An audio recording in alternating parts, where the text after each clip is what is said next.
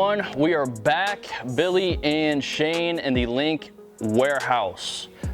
We are sitting here, we just got a pallet of Universal Mini MR16 bullets. And I think Billy's got a few things to say about them. Yeah, this is the DS2100 Universal.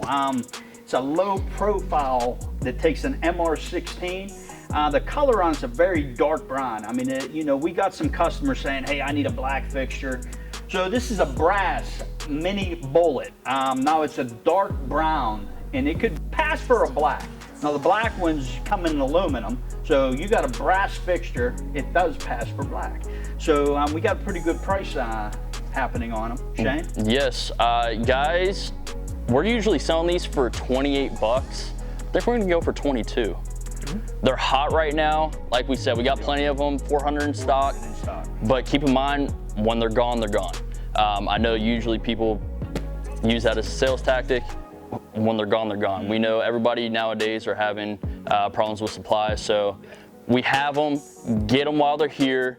You have anything else to add? I do.